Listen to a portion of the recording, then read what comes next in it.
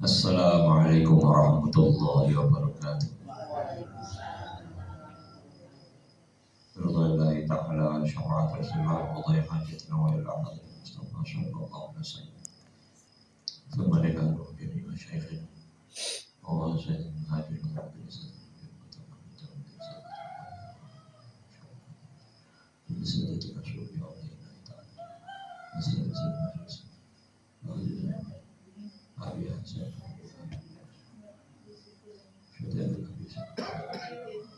para jamaah ingkang dipun rahmati Allah, iki tanpa terasa sudah berlalu setengah Ramadan ini kantun setengah Ramadan lagi. Nah, pripun iki kita setengah Ramadan ingkang sampun lewat ingkang berlalu itu sudah berlalu sesuai ekspektasi nomor dereng. Kan targetnya kita jadikan Ramadan ini Ramadan paling indah, paling nikmat, paling sempurna dibandingkan Ramadan sebelumnya. Kan ada. Nah, setengah yang lalu itu sampun sesuai dengan keinginan atau belum? Kalau belum, niki masih tersisa setengah, masih ada kesempatan. Sekali lagi, kita tidak tahu tahun depan seperti apa. Maka monggo niki saestu dipun manfaataken, monggo setengah Ramadan ingkang akhir niki Allah maringi langkung kathah rahmat dibandingkan sebelumnya. Monggo rahmatipun Allah dipun gayu kita nyadong kalian Allah Subhanahu wa taala dan kita nikmati setiap ibadah kita kepada Allah Subhanahu wa taala. Saestu mugi-mugi Ramadan ini saged dados Ramadan ingkang paling sae daripada Ramadan sakderengipun. Lan kita lajengaken pembahasan kita seputar Al-Fatihah. Ingkang kita bahas menika sanes tafsir. Ingkang kala wingi kula bahas nggih seputar Fatihah niki niku sanes tafsir. Namun sekedar khatarat, tapi lintasan-lintasan hati yang Allah gerakkan, yang Allah inputkan, yang Allah masukkan di hati hamba-hamba Allah yang saleh. Antawisipun Al-Imam Asy-Syaikh Mutawalli Asy-Sya'rawi. Ingkang kula aturaken menika itu lintasan-lintasan hati beliau ketika membaca, seketika langsung tergambar seperti apa. Nah, ini lajeng kula aturaken dhateng panjenengan. Terus ini sanes tafsir. Bagaimana para ulama menghayati setiap detail dari ayat Al-Quran, dan dalam hal ini adalah ayat-ayat Fatihah. Ya, jadi napa jenengan saestu kula ajak, kula geret berpikir dan menikmati sebagaimana para ulama berpikir, merenung dan menikmati ayat-ayat Al-Quran. Oke. Bon, engkang kala wingi sampun kita bahas ayat Maliki Yaumiddin. Oke. Kita beranjak ke ayat setelahnya, nggih menika ayat Iyyaka na'budu wa iyyaka nasta'in. Apa sipun napa?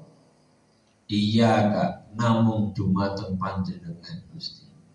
Hanya kepadamu ya Allah. Na'budu, kami menyembah. Wa iyyaka lan namung dumateng panjenengan Gusti dan hanya kepadamu ya Allah.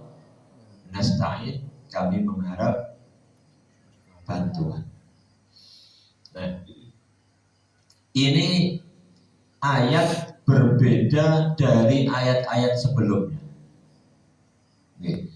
Berbeda dari ayat-ayat sebelumnya. Tapi ketika kita membaca Bismillahirrahmanirrahim dengan menyebut nama Allah yang Maha Pengasih dan Maha Penyayang, tengriku wonten dialog nopo. Kita ngobrol apa enggak? Kita ngobrol sama siapa? Kalau ngobrol sama Allah atau sama seseorang, maka bahasanya adalah aku dan kamu. Gimana?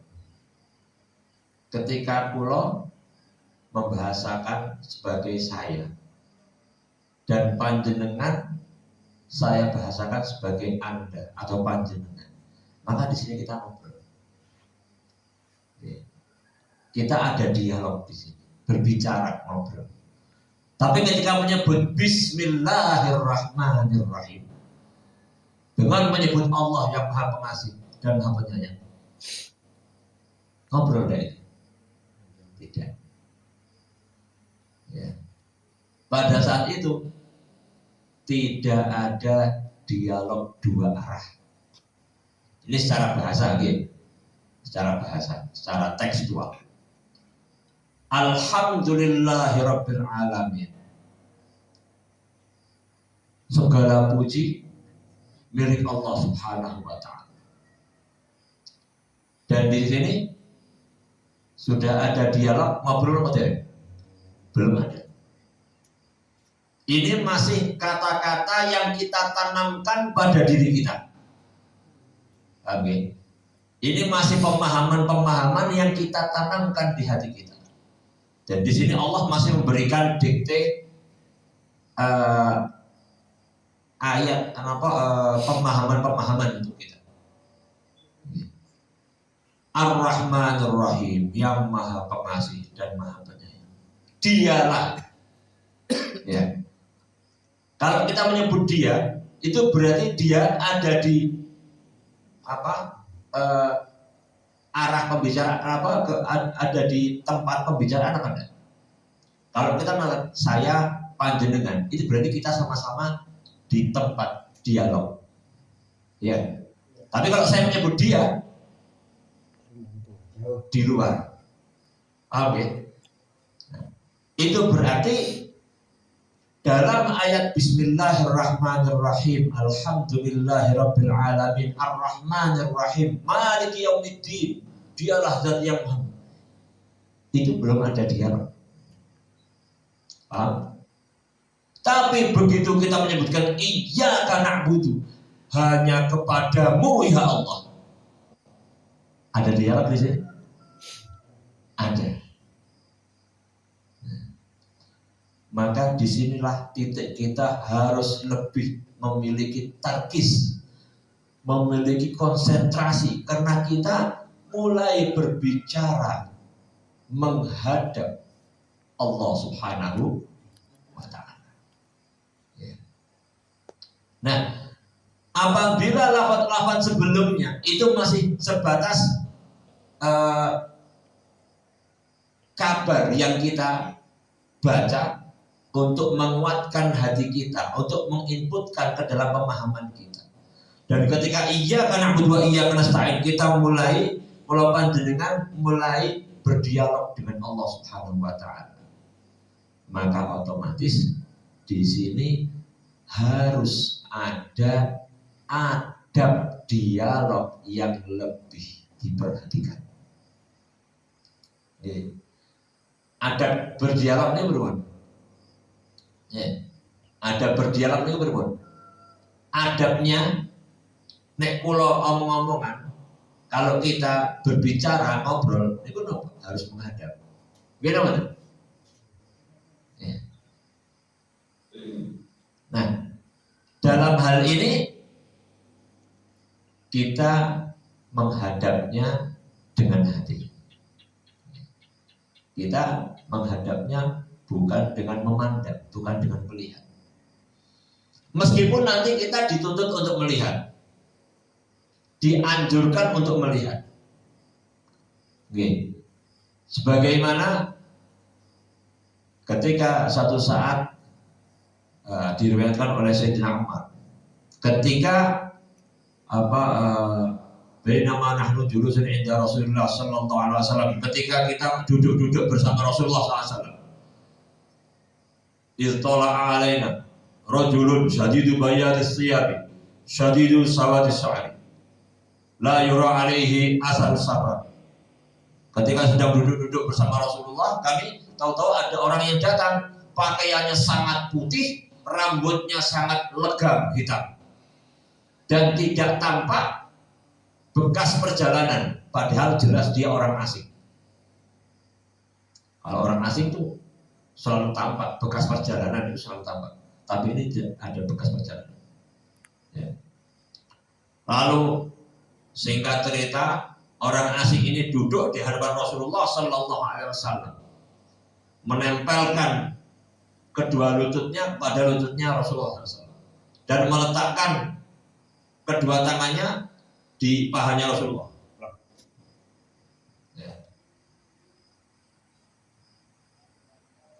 Ya Muhammad, akhbirni anil Islam. Wahai Muhammad, kabarkan kepadaku apa itu Islam. Ya. Islam itu adalah ketika engkau syahadat, sholat dan seterusnya, rukun Islam. Kabarkan kepadaku apa itu iman. Ya. Iman itu ini. Ya. Betul kamu. Begitu sudah jawab, ya, betul. Para sahabat heran, bertanya kok membetulkan. Kalau bertanya kan, oh, tapi kalau ini enggak. Begitu dijawab oleh Rasulullah, oh, gitu, terus jadinya. Jadi antara bertanya dengan mengoreksi, dengan ngetes, masya Allah. Pak Akhbirni anil ihsan. Kalau gitu, apa itu ihsan? Jawab Rasulullah apa? Ihsan adalah anta'budallaha ka'annaka tarahu. Fa illam takun tarahu fa innahu yarak. Ihsan itu adalah hendaknya engkau menyembah Allah seolah-olah engkau melihatnya. Fa illam takun tarahu, apabila engkau tidak dapat melihatnya, fa innahu yarak, sesungguhnya Allah melihat. Oh, sampai di sini bahasanya Rasulullah adalah engkau menyembah seolah-olah engkau melihat Allah. Ketika kita diperintahkan, ya, perintah itu kira-kira bisa kita laksanakan apa? Standarnya ketika kita diperintah. Oke. Mungkin betul. Kalau panjenengan diperintahkan untuk terbang tanpa sayap menuju Mekah, nah, kita diperintahkan untuk haji terbang apa enggak? Enggak, kenapa? Itu di luar kemampuan kita. Gitu. Mungkin enggak kita diperintahkan untuk bersedekah dengan emas sebesar gunung? Tidak. Kenapa? Itu di luar kemampuan kita. Ketika kita diperintah, sembahlah Allah seolah-olah engkau melihatnya. Kira-kira kita mampu kan? Ketika kita diperintahkan, berarti kita harusnya mampu. Meskipun setelahnya, fa in lam takun tarahu fa innahu yara. Kalau kamu tidak bisa melihatnya, sesungguhnya Allah melihat kamu. Artinya apa? Tidak semua orang bisa melihat Allah, tapi mungkin untuk kita bisa melihat Allah Subhanahu wa Ta'ala. Hanya saja melihat di sini perlu kita pahami dengan detail. Ketika kita beribadah, kita menghadap Allah, kita harus melihat Allah. Hendaknya kita melihat Allah. Tapi melihat di sini, ya, ru'yah, ya, ada ru'yal ain, ada melihat dengan mata.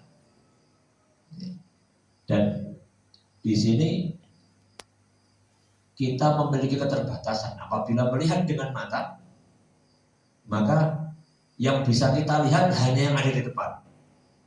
Iya kan? Gini betul. Yang di belakang kita bisa melihat? Tidak bisa. Ya. Maka kita beranjak ke yang kedua, melihat dengan hati. Ya. Nah, ru'yah qalbiyah, melihat dengan hati. Dan disinilah alat kita untuk melihat Allah Subhanahu wa Ta'ala.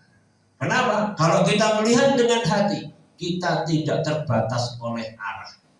Kenapa? Karena Allah itu maha meliputi segala sesuatu. Maka ketika kita melihat dengan hati, kita akan bisa betul-betul berhadapan dengan Allah Subhanahu wa Ta'ala. Sekali lagi, ini masih ada di dalam batas kemampuan kita.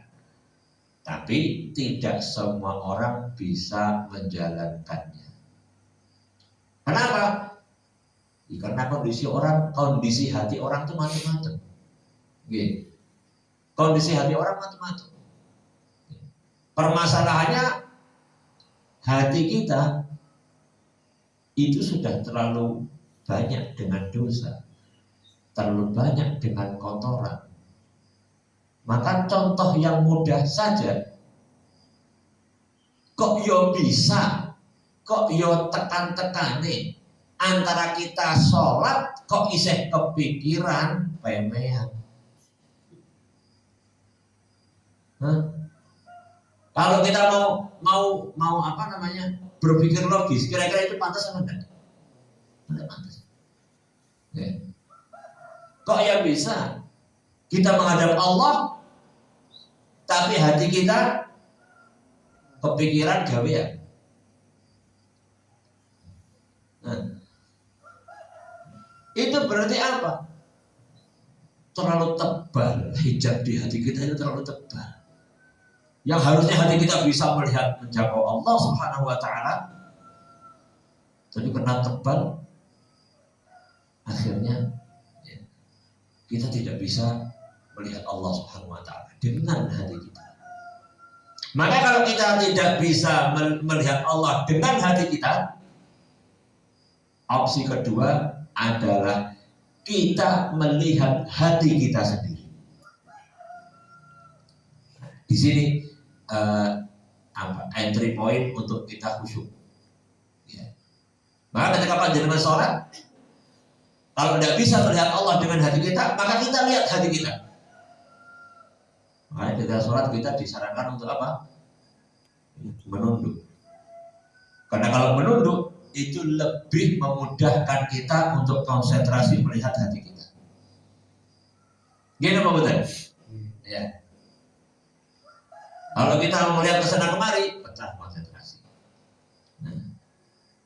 Fa'in lam takun tarahu fa'innahu yara. Kalau kamu tidak bisa melihat Allah dengan hatimu, ya, oke, sesungguhnya Allah melihatmu. Nah, kalau kita tahu bahwa Allah melihat kita, maka otomatis kita akan menjaga kondisi kita. Kita lihat hati kita, dipakai hati ini jangan sampai lari kemana-mana. Ya, diawasi. Nah, ini adalah bagaimana seharusnya kita berhadapan dengan Allah Subhanahu wa Ta'ala. Ini rada berat betul materi ini. Masih bisa kan? Masih bisa. Oke. Nah, sekarang hanya kepadamu ya Allah kita menyembah. Kita pahami tentang penghambaan. Ya. Allah Subhanahu wa Ta'ala dulu, wa ma khalaqtul jinna wal insa illa liya'budun. Kita tidak ciptakan jin dan manusia kecuali untuk menyembah kepadanya, kepada Allah Subhanahu wa Ta'ala. Ya. Dan kita sadari atau tidak, Allah sudah memberikan banyak sekali bantuan agar kita itu bisa menyembah Allah Subhanahu wa taala. Ya. Dan kita tidak usah melihat jauh-jauh sudah. Dalam tubuh kita, ya, dalam tubuh kita, Allah sudah membuat sistem dalam tubuh kita di setiap organ kita, sehingga kita tidak perlu mengatur sistem atau pola di setiap organ kita, dan itu memudahkan kita, mengurangi beban kita yang bisa mengganggu ketika kita menghadap Allah Subhanahu wa taala. Saya ingat, mau tanya, ya, di antara kita semua ada kita mengatur hidung kita untuk menghirup dan mengeluarkan udara. Apakah jenengan mengatur hidung panjenengan untuk menghirup dan mengeluarkan udara? Tidak. Ya. Kenapa? Karena itu sudah disetel oleh Allah Subhanahu wa taala. Biar apa? Biar kita tidak terrepoti oleh, ya, bagaimana menghirup dan bagaimana mengeluarkan udara. Ya. Kalau seandainya menghirup dan mengeluarkan udara itu harus dengan keinginan kita, ya, maka kita tidak akan bisa menyembah Allah Subhanahu wa taala. Ya. Kayak kita mau ngangkat tangan ini, ya. Ini kalau ngangkat tangan ini kan kita ini kan bukan gerakan refleks. Ini yang kita memang berusaha untuk mengangkat tangan, akhirnya terangkat. Ya. Tapi kalau hidung ini kan otomatis. Artinya apa? Allah sudah meringankan beban panjenengan untuk bernafas tanpa ikhtiar, tanpa pilihan. Sudah disetel, hidung pokoknya menghirup dan mengeluarkan. Lebih dalam lagi, ada paru-paru, ya, yang menjadi penampung udara, yang menggelembung untuk menampung udara. Ya. Di sini kita tidak mengatur paru-paru kita, tapi Allah yang mengaturnya. Kalau seandainya kita sibuk dengan mengatur paru-paru kita, sama sekali kita tidak akan bisa menghadap Allah Subhanahu wa taala. Oke. Dan setiap organ pada tubuh kita, jantung yang memompa darah, itu semua bergerak sudah di bawah kekuasaan Allah Subhanahu wa taala, dan kita sendiri tidak memiliki kekuasaan apapun pada diri kita. Oke. Artinya ini sebagai penguat, ada dawuh Allah Subhanahu wa taala dalam salah satu hadis qudsi. Oke.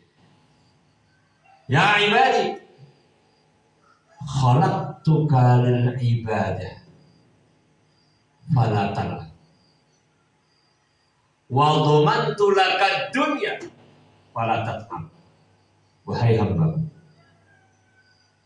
aku menciptakan kalian, aku menciptakanmu untuk ibadah, maka jangan main-main. Wa dhamantu lakad dunya wa dhamantu laka rizqaka fala tat'am. Dan sudah aku jaminkan untukmu rizkimu, maka tidak usah ngoyo. Ingat, yang dimaksud ngoyo dalam hal ini adalah ngoyo sampai melupakan ibadah. Oke. Ya.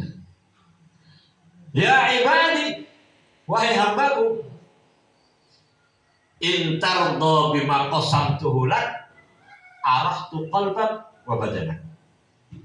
Wahai hambaku, Kalau engkau ridho dengan apa yang aku tetapkan, aku bagikan kepadamu, maka aku akan buat kamu enjoy, ayem, hatimu dan badanmu. Kalau kamu ridho dengan apa yang aku tetapkan, maka akan aku buat tentram hatimu dan badanmu. Wa in lam takun tardha bima qasamtu lak, tapi apabila kamu tidak ridho dengan apa yang aku tentukan kepadamu, fa izzati wa jalali, maka sumpah demi keagunganku dan kemuliaanku, la usallitonna alaika dunya tarkudu fiha karukutil wuhusil barriyah. Maka kalau kamu tidak ridho, maka akan aku jadikan dunia itu menguasai seluruh aspek kehidupan. Kamu akan diperalat oleh dunia, dan kamu di dunia akan lari-lari ke sana kemari, pontang-panting, kayak lari berantakannya hewan-hewan buas yang ada di hutan. Wes rono rene demi mencari apa? Ya Allah, apa yang bisa dimangsa rono rene. Wala yakunu laka illa ma qasamtuhu lak wa ma'a dzalika, dan meskipun begitu aku jadikan dunia menguasai kamu, akhirnya kamu pontang-panting kesana kemari, capek, repot. Dan dengan begitu, tapi tetap wa ma yakunu lak illa ma qasamtuhu lak, dan tidak akan kamu dapatkan kecuali sudah saya bagikan kepadamu. Ya. Artinya apa? Ya. Ini pilihan kita. Ya. Kalau kita kepengen hidup nikmat, nyaman, nggih monggo di dunia ini sak dermo. Nggih.